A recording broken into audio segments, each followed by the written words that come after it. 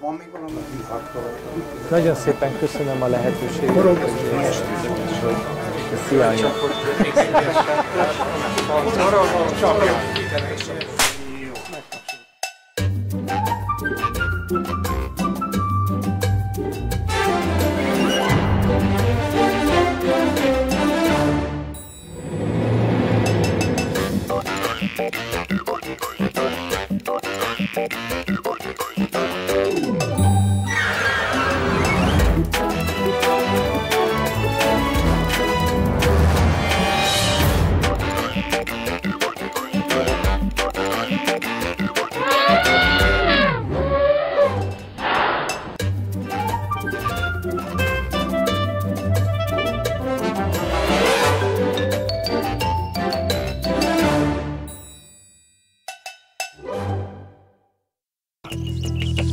Érzem, ahogy körülvesz a vadon, ahogy szempárok figyelnek a sűrűből.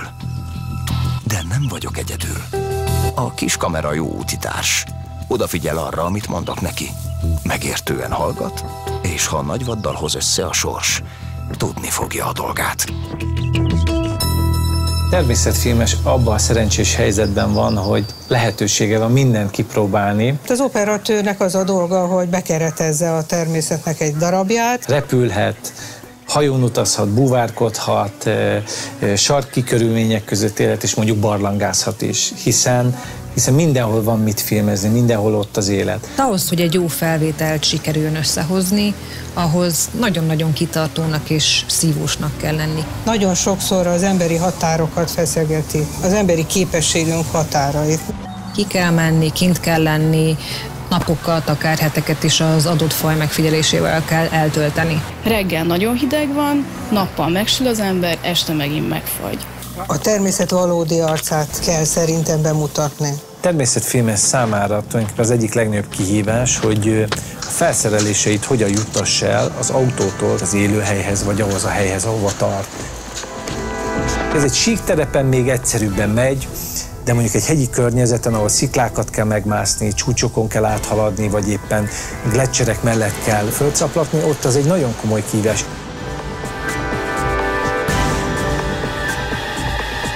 Sokszor egy hajnal, az egy olyan megrázó élmény, hiszen legtöbbször átalosszuk ezeket a pillanatokat. Reggel, mikor csörög vagy hajnalban az óra, akkor erre kell gondolni. És ha az ember erre gondol, hogy bizony az elkövetkezendő 4-5 órában nagyon szép dolgokat láthat, akkor könnyebben kell föl.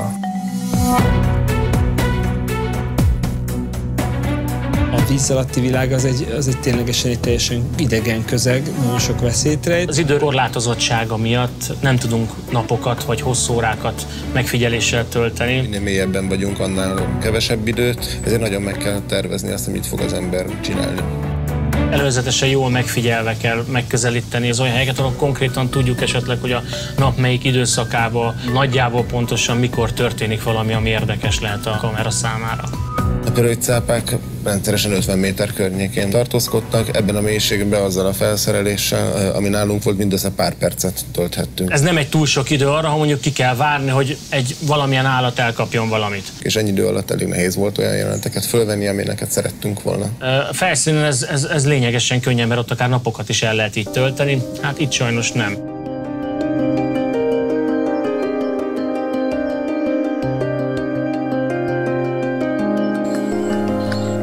A kopácsolás azt jelzi, vége a télnek. Az apró medvebocs először bújik elő a medveódúból a napvilágra. Testvérei már jó ideje hancóroznak idekinn. A medvék gyakran fák gyökerei közé ássák be magukat télire.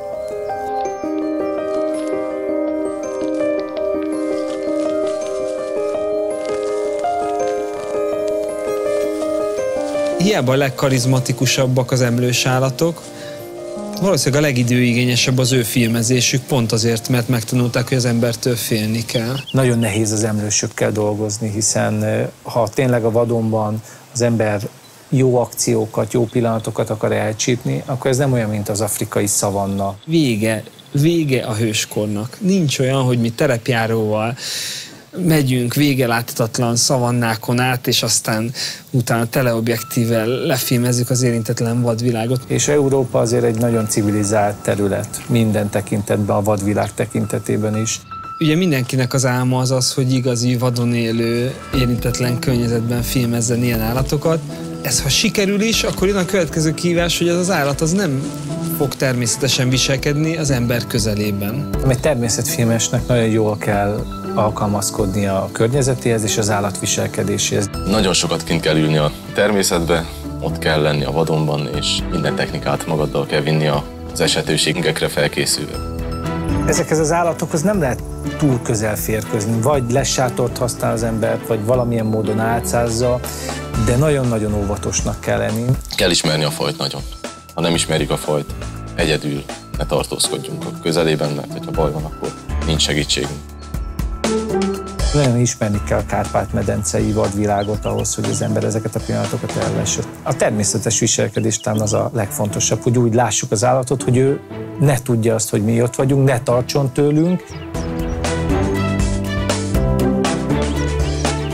Tengeri tehenekhez tartozó manátuszok vagy dugongok, növényevő emlősök, tengeri emlősök, de megnőhetnek akár 6-700-800 kg súlyra is. Floridában Crystal River egy olyan spot a világon, ahol ott vészelik át a telet a melegebb vízű lagunákba. Iszonyatosan barátságosak, szegények nem félnek semmitől. Sajnos ez is okozza a rengeteg sérülést a testükön. Általában a vízfelszín közelébe úsznak, és hát gyakran átmennek rajtuk motorcsónakkal. Egy ilyen találkozásnál bújnak a búvárhoz, sokszor a kamerát félretolják, az ember ölébe dörgölik a fejüket, és egy simogatást várnak.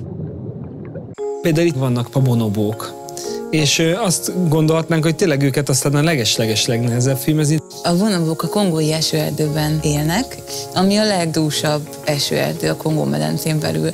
Ezek a bonobók, akiket én megfigyeltem és filmeztem, ők már sok éves kutatási projektnek az alanyai voltak, tehát teljesen habituáltak, teljesen emberhez voltak szoktatva. Hogyha az ember tényleg heteket rászán, akkor a bizalmukba lehet férkőzni, és akkor egyszer csak az ember ott van, és már úgy tudja rögzíteni az életüket, mint hogyha egy csapatnak egy tagja lenne. A kutatók, akikkel dolgoztam ebben a japán kutatótáborban, ők is sokszor alkalmazzák a kamerákat, hogy dokumentálják a bonobókat, illetve hogy megtanulják őket megkülönböztetni. Ezek a bonobók tehát hozzá vannak szokva a kamerákhoz. Az emberek igyekeztek úgy szoktatni őket magukhoz, hogy az emberi jelenlét a számukra semleges legyen. Ne kössenek hozzá táplálékot, játékot, semmit. Mivel kutatóként voltam velük összesen talán másfél évet, volt alkalmam megtalálni azokat a pillanatokat, amikor filmezni lehet. Követtük őket, ahogy a viselkedésüket figyeljük, majdnem minden nap, hogyha jó idő van, akkor leülnek ilyen fatuskókra, egy kis tisztás közepére, ahol besüt a napfény, és közel vannak hozzánk 5-6 méter távolságban, tehát ilyenkor lehet őket filmezni.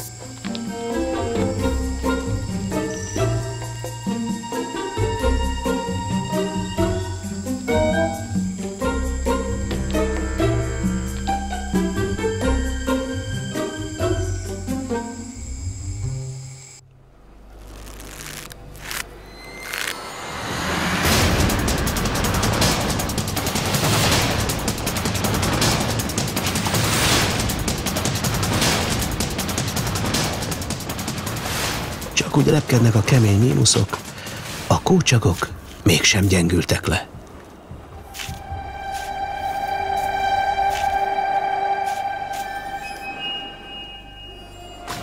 Van mit tenniük. A hatalmas madarak mesterei a léghorgászatnak. A madarak filmezése az egy külön szám. Vannak olyan fajok, amelyek az ember közelébe költöznek, ott raknak fészket, egyáltalán nem zavarja az ember jelenlét, és vannak olyan fajok, amelyek teljesen elvonulnak úgymond az emberi környezettől, minél távolabb akarnak kerülni.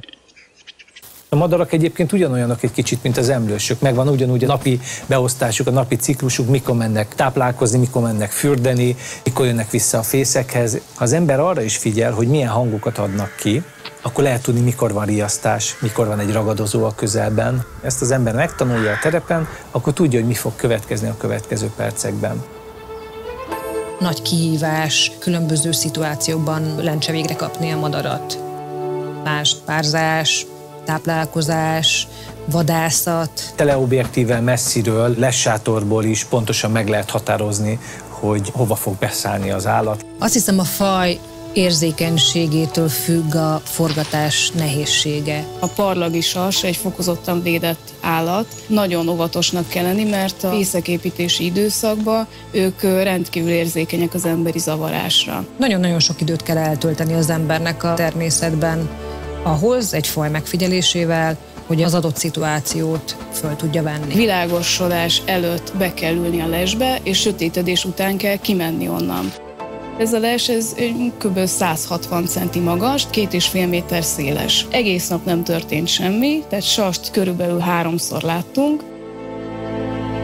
Másnap hajnalba kezdődött az egész előről. Kora délután sikerült fölvenni egy olyan jelenetet, amikor egy sas hosszasan repül egy szántóföld fölött, majd végül leszáll 3 őz elé közvetlenül, és ott neki áll fészekanyagot gyűjteni. És aztán hirtelen a semmiből megjelent a hím, és akkor visszanéztük ezt a felvételt, akkor éreztem úgy, hogy megérte, és bármikor visszamennék.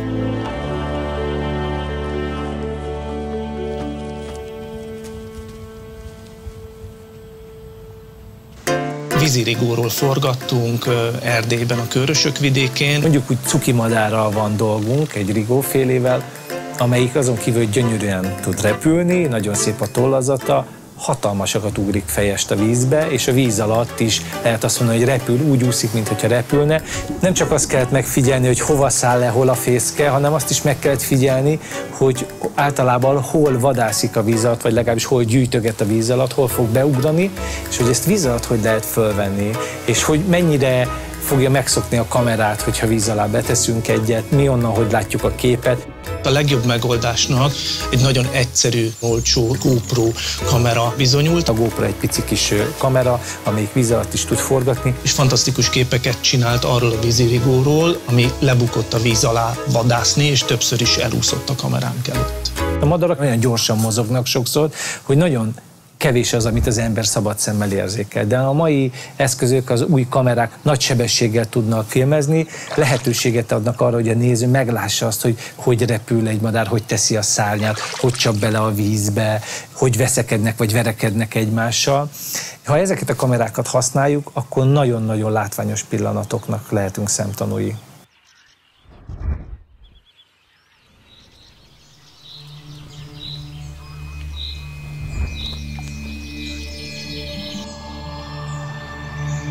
Egy vízisikló.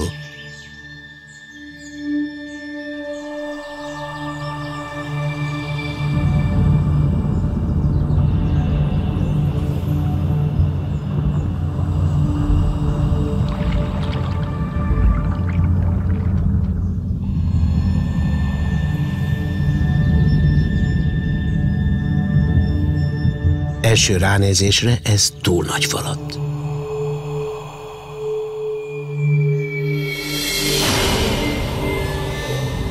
De a sikló másként vélekedik.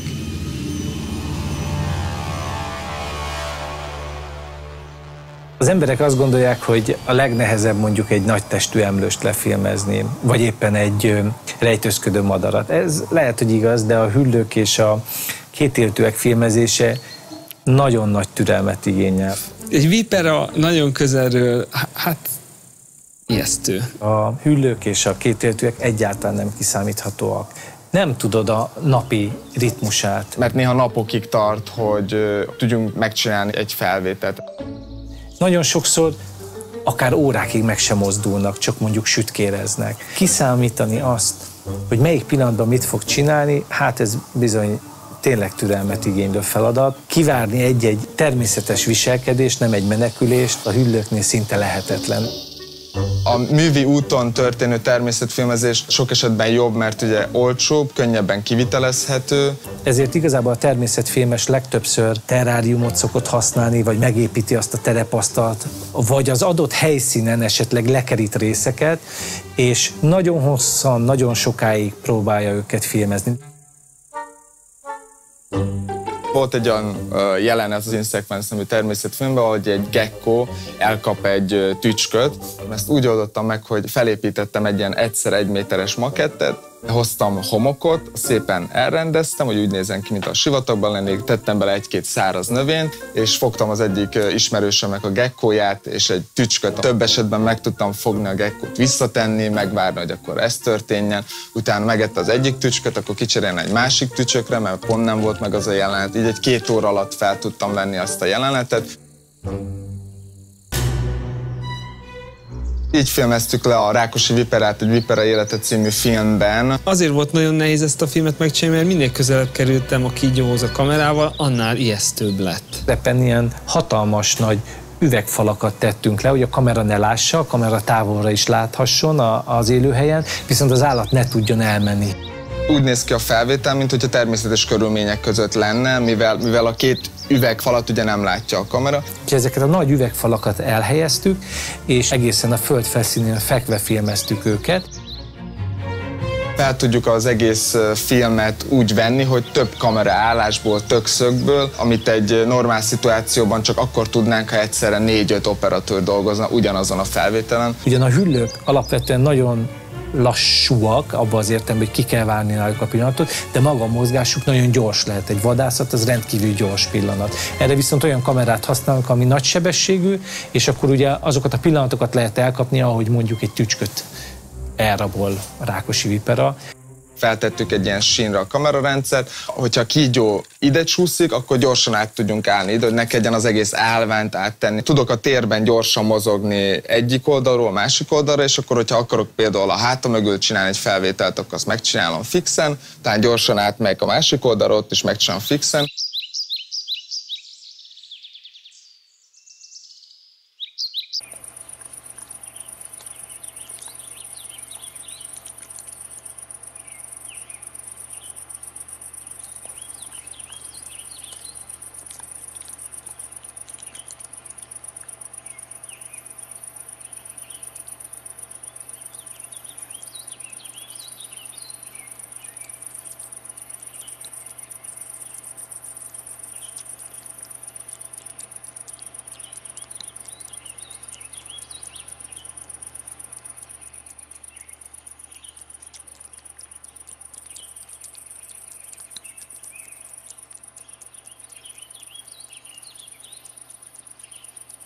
Nekem nem kedvenceim a rovarok. Legalábbis így, mikor találkozok velük, hogy őszinte legyek. De amikor kamerán keresztül az ember megnézi, hát ez egy csodálatos élmény. Azok a formák, azok a szőrszálak, azok a szemek, azok a színek, azok a felületek, hát az valami mesebeli. De persze, hogy hogyan veszi fel az ember, az egy külön kihívás. A rovaroknál jellemző az, hogy gyorsan mozognak. A gond az, hogy nehezen instruálhatóak. Na aztán a rovarokat még nehezebb irányítani, minden bármi más állatot, vagy kitapasztalni a viselkedésüket. Nehéz rendezőként rávenni őket, hogy egy meghatározott időben kezdjenek el mozogni, és egy meghatározott ponton fejezzék be. Rovart azért izgalmas filmezni, hogyha mondjuk az ember egy makroobjektívet használ és közeliket tud fölvenni. A makroobjektívek azok eleve optikai stabilizáció mentesek, ami azt jelenti, hogy nagyon könnyen beremegnek. Nagyon nehéz megcsinálni azt, hogy nagy mélységtartományban tudjunk filmezni, tehát hogy a rovar teljes egésze éles legyen, vagy legalábbis az a része éles legyen, ami fontos. Operatőrileg ezt nagyon nehéz megcsinálni, hogy folyamatosan tudjuk fúzni oda a fókuszt. A rovarokat talán úgy lehet irányítani, hogy az ember táplálékkal beeteti. Ez lehet cukros víz, lehet egy kis méz, és akkor csak ki kell várni a pillanatot, előbb-utóbb meg fognak jelenni. Nagyon jól meg lehet figyelni, hogy a szívócsövén vagy a pödörnyelvén egyszerűen felszívja ezt a táplálékot.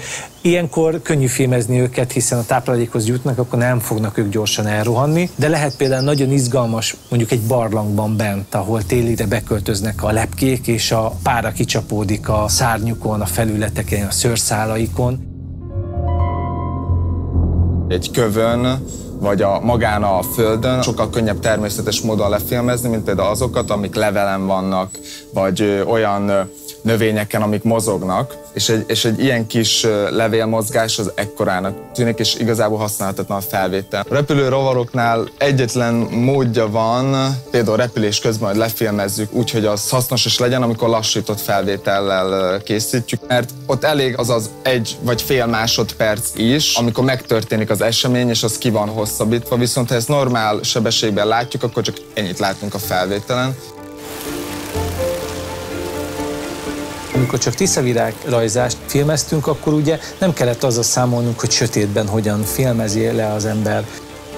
A Dunavirág forgatása az évekkel ezelőtt lehetetlen lett volna, egyszerűen technikailag nem lehetett volna megoldani, és körülbelül most tartott a technika, hogy egyáltalán le lehet forgatni ezt a filmet, mert ugye éjszaka repülnek az állatok, viszont fényt nem lehet rájuk kapcsolni, mert ahhoz vonzódnak, gyakorlatilag azonnal ellepnék a lámpáinkat, amint elkezdenénk világítani.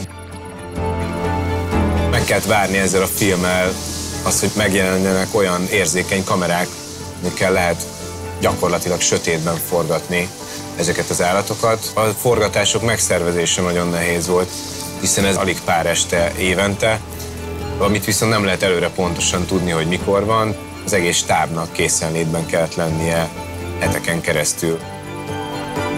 Nagyon sokféle dolgot kellett egyszerre fölvennünk, az utolsó vedlést a hímeknél, a kompenzációs repülést, a rajtképzést, a peterakást, mindent. És ez azt is eredményezte, hogy nagyon sokféle kamera forgott egyszerre. Az egész repülés, nász, minden lezajlik 1-1,5 óra alatt, és az alatt kell fölvenni az összes dolgot. Sokféle kamera, sok kézben sokféle dolgot vett föl gyakorlatilag egyszerre. Egy kocsányos tölgy. Több száz év kellett hozzá, hogy néhány grammos magból óriássá növekedjen. Magassága több mint 16 méter. Térfogata meghaladja a 30 köbmétert. Tömege eléri a 20 tonnát. Mi mást is mondhatnánk róla.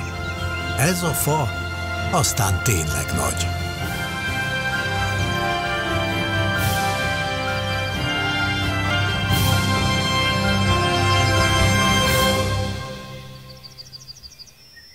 A növények filmezését igazából az emberek kicsit ilyen unalmasnak tartják. Egy filmben hogy lehet izgalmasan megmutatni egy növényt, az nagyon-nagyon nehéz. Statikusak, nem annyira mozognak. Ha csak a szél nem lengeti őket. Egy nagyon jó forgatókönyve volt a Nagyfa filmnek, aminek töredéke valósult meg. Úgy megcsinálni egy növényt, hogy azt az emberek szeressék a képernyőn keresztül, szinte érezzék az illatát. Ez egy jó kihívás. A technológia pedig olyan szinten van ma már, hogy timelapse-et, gyorsított felvételt csinálni, akár egy évszakot összesűríteni néhány másodpercbe, az ma már nem jelent kihívást. Az ember sok napon, akár sok órán keresztül filmez egy kirügyezést, egy kivirágzást. Egy fának a törzsére felszereltünk egy madárbódét, amiben elrejtettünk egy kis fényképezőgépet, amit aksiról tudtunk működtetni, és ott hagytuk a kamerát több hétig dolgozni. És akkor így elkészült az a felvétel, amikor például télből a tavaszba, és akár a nyárba átmegy a fa. Hogy ürügyezik ki, hogy fakaszt lombot, vagy éppen hogy hullatja el a leveleit. A növények növésének a sebessége általában úgy szokott kinézni, hogy az első pár nap alatt a növény nagyon gyorsan kinő, például a magból, utána viszont lelassul. Tehát akár napokig szinte nem történik semmi, vagy csak nagyon lassan növekszik. Egy nap alatt, vagy 5 vagy 10 nap alatt felvett timelapse-ben az a lényeg, hogy olyan pillanatokat kapjunk el a növényekből, amikor pont az a szakasza van a növény életének, amikor gyorsan történik valami. Ilyen például az, amikor a magból kinő, vagy ilyen például az, amikor kivirágzik egy növény. Tehát az is akár pár óra alatt létrejön. Azért muszáj mesterséges körülmények között készíteni a timelapse felvételeket, hogy ne változzanak meg a fényviszonyok. A Nagyfa filmben készítettem egy olyan felvételt, ahol a tavaszi rügyezésnél kifakadnak a levelek. Ez természetes körülmények között szinte lehetetlen megcsinálni úgy, hogy használható legyen a felvétel, ugye, mert több napig tart. közben folyamatosan besötétedik, kivilágosodik, változik a napnak az állása, és egy gyorsított felvételnél egy ilyen nagy kuszálás lenne. Körülbelül 5-6 napig kell így kockákat készíteni 6 percenként, és akkor egy kocka készül el. Hogyha ezeket a kockákat egymás után tesszük, tehát 5 napot besűrítünk mondjuk 12 vagy 10 másodpercbe, akkor megtörténik a csoda, a növények elkezdenek nőni, elkezdenek táncolni, sok esetben be lehet állítani azt, hogy a kamera egy ilyen kis sínrendszeren mozogjon, mondjuk 2 nap alatt megtegyen 40 centit például. Ezzel is fel lehet dobni azokat a felvételeket, hogy ne legyen ilyen statikus, hogy mozog a kamera ugye lassan, és közben nőnek ki a növények. A háttér az körülbelül ilyen 2-3 óráig tartó gyorsított felvétel, még maga a növénynek a kinövése, vagy a levélnek a kinövése, az meg 3-4 napig tartó folyamat. Ebben az esetben blueboxot kell használni, mivel a levél a zöld. Később a kék hátteret azt kicseréltük.